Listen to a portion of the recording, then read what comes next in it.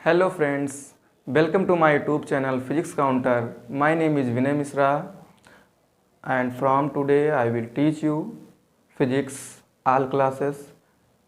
If you like this video then you can like, share and subscribe. दोस्तों आज आप सभी को क्लास 10th का फर्स्ट चैप्टर लाइट पढ़ाया जाएगा। लाइट के अंतर्गत बहुत सारे इंपॉर्टेंट पोर्शंस आते हैं। हमको क्या पढ़ना है, सबसे पहले उसको जान लेते हैं। हमको सबसे पहले लाइट पढ़ना है, इसके बाद में रिफ्लेक्शन ऑफ लाइट,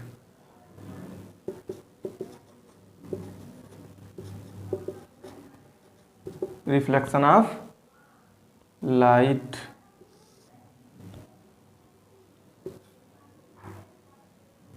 इसके बाद में हमें इसके अंतर्गत लॉज ऑफ रिफ्लेक्शन,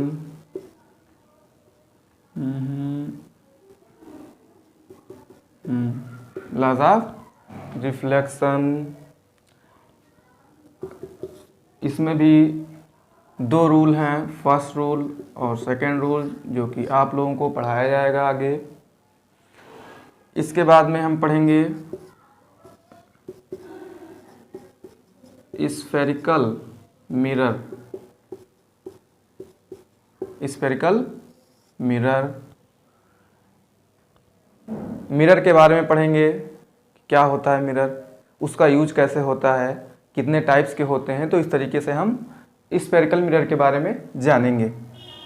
तो टू टाइप्स ऑफ मिरर, दो प्रकार के होते हैं मिरर भाई। कौन कौन होता है ये जानते हैं।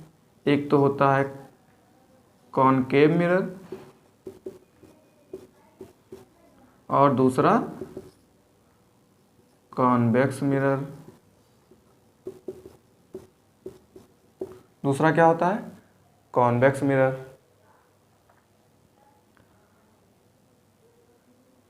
कॉन्वेक्स मिरर, अब इसके आगे हम और सारे डेरिवेशन पढ़ेंगे। पावर्स ऑफ मिरर, कैसे न्यूमेरिकल लगाना है, इस तरीके से आगे हम पोर्शनों को पढ़ेंगे। बट सबसे पहले हम जान लेते हैं लाइट क्या होती है, क्योंकि हमारा जो चैप्टर है वो लाइट ही है। और आप लोग बने रहिएगा हमारे इस वीडियो पे, वीडियो को पूरा देखते जाइए भाई। लाइट तो आप लोग जानते होंगे, बिना लाइट के दुनिया अंधकारमय है, कुछ भी नहीं दिखेगा। ये जो आप देख पा रहे हैं सब लाइट की वजह से है। हमको आप देख पा रहे हैं, क्या है, लाइट की वजह से है। और जबकि यहाँ पे लिखा भी गया है light is needed to see things around us. हमारे चारों तरफ जो भी ऑब्जेक्ट है, जो भी वस्तुएं हैं, वो हमको लाइट की वजह से ही दिख रही हैं। ये जो ब्यूटीफुल वर्ल्ड है, ये यूनिवर्स है, ये लाइट की वजह से ही दिख पा रही है। कहीं पर भी हम घूमने जाते हैं, कहीं पर भी टूर पे या कुछ भी जो हमारे फ्रंट होता है, हम देखते हैं, देखने के लिए जाते हैं, टहलने के लिए जाते हैं, तो क्या होता है, लाइट अगर ना हो तो उस चीज़ को हम नहीं देख पाएंगे। We are able to see the beautiful world because of light. हम इस ब्यूटीफुल वर्ल्ड को देखने में सक्षम तभी हैं जब लाइट होगी।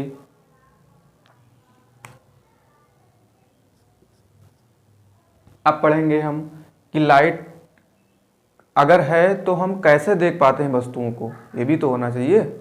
लाइट तो आप जान गए कि हाँ, वस्तुओं को देखना, यदि लाइट नहीं रहेगी तो वस्तु को नहीं देख पाएंगे। बट उसका क्या रीज़न है, क्यों दिखाई देता है हमको लाइट की वजह से वस्तुएं हमको क्यों दिखाई देती हैं, तो उसको हम आगे पढ़ेंगे। यहाँ पे बताया जाएगा, बहुत सारे रूल हैं कि कैसे दिखता है, कौन सा मिरर होना चाहिए तो हमको वस्तु बड़ा दिखाई देगा, या कौन सा मिरर होगा तो वस्तुएं हमको छोटी दिखाई देंगी।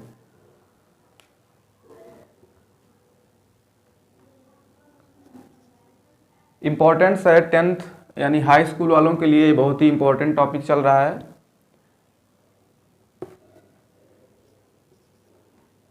तो अब जानेंगे हम reflection of light, reflection of light, reflection of light क्या होता है भाई, कोई बताएगा?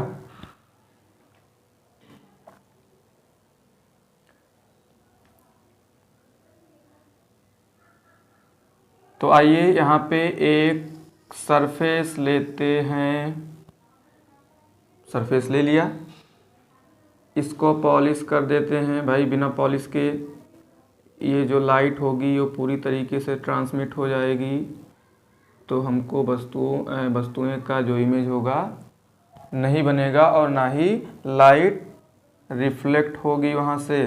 तो सबसे पहले हम क्या किया, हमने M1 और यहाँ पे M2 एक मिरर ले लिया, इस पे यहाँ पे पॉलिश कर दिया।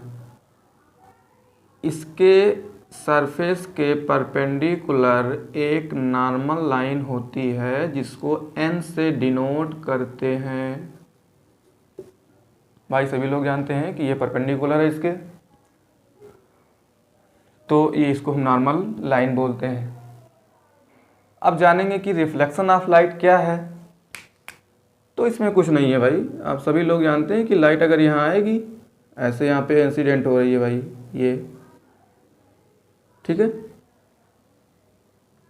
ये देखो इंसिडेंट रे, इसको क्या कहेंगे हम, इंसिडेंट रे, इंसिडेंट रे। ये इंसिडेंट रे इस सरफेस पे जैसे ही टकराएगी, ये तुरंत उसी एंगल से ऐसे रिफ्लेक्ट हो जाती है। इसको इंसिडेंट रे, तो इसको क्या कहेंगे, रिफ्लेक्ट रे। अभी कुछ छूट रहा है भाई, आप लोग ध्यान दीजिएगा। ये जो रे है किस एंगल से इस सरफेस पे इंसिडेंट हुई और किस एंगल से ये रिफ्लेक्ट हुई, तो उसका ज्ञान हमको यहाँ से मिलता है। ये इसको I से और इसको R से। तो I क्या है, where I is equal to angle of incident and angle R is equal to angle of reflection. ठीक है, तो एक बार इसको रिपीट करते हैं फिर से कि रिफ्लेक्शन ऑफ लाइट क्या होता है। ये लाइट आकर के यहाँ पे गिरी इस सरफेस पे और ये तुरंत ये रिफ्लेक्ट हो गई, यानी इसका नाम हमने दे दिया ये, और इसका नाम दे दिया B, और इसका नाम दे दिया C, और ये तो N से पहले से ही डिनोट है। तो ray of light incident on the surface B and then reflected from this surface B is called reflected ray of C। मतलब यहाँ पे रे ऑफ लाइट इंसिडेंट हुई और फिर यहाँ से क्या हुई, रिफ्लेक्ट हो गई।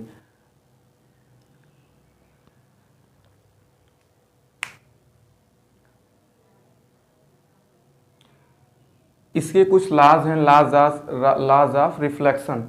तो आइए पढ़ेंगे हम laws of reflection, laws of reflection.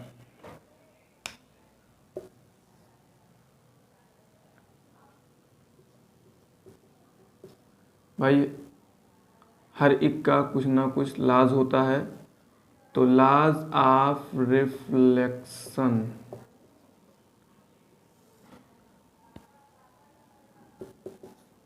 First law है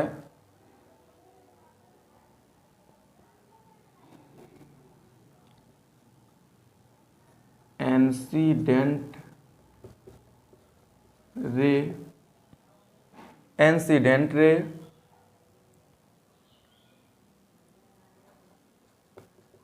reflected ray and normal is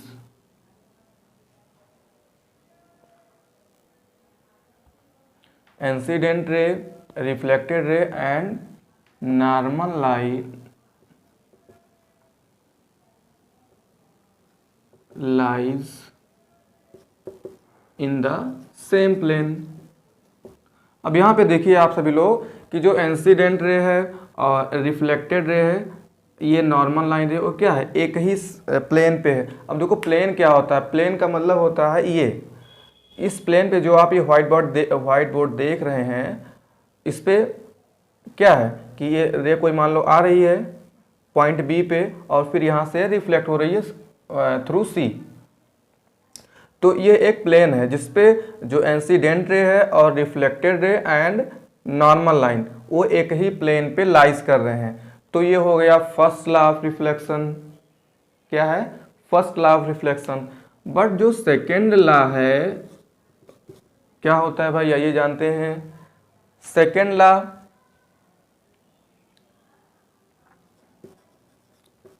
angle of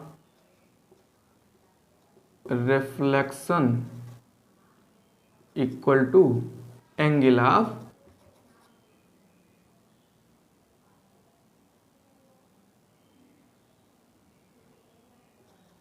reflection is equal to angle of incident रे।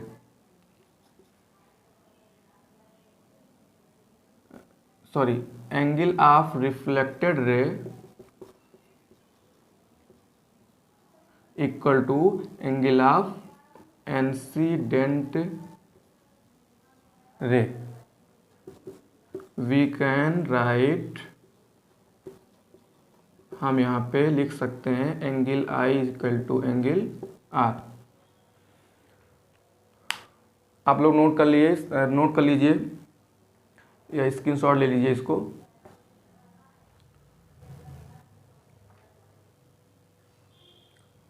हो गया होगा। तो आइए इसको मिटाते हैं और अपना नेक्स्ट टॉपिक पढ़ते हैं।